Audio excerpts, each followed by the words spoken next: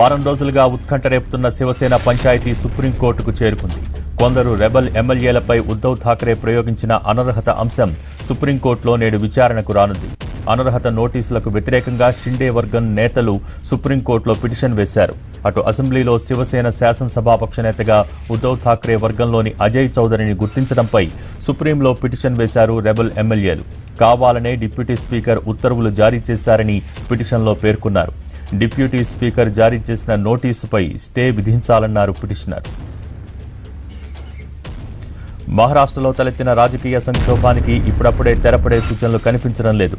అటు రెబల్స్ కూడా ఎత్తుకు పై ఎత్తులు వేస్తున్నారు. ఏక్నాథ్ షిండే ఎంఎన్ఎస్ చీఫ్ రాజ్ ఠాక్రేతో మాట్లాడారు.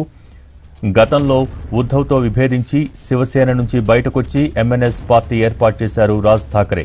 ఇప్పుడు అసలైన బాలాసాహెబ్ వారసులం తామే అంటున్న ఏక్నాథ్ అందుకు రాజ్ ఠాక్రే మద్దతు కూడగట్టేందుకు ప్రయత్నిస్తూ ఉన్నారు.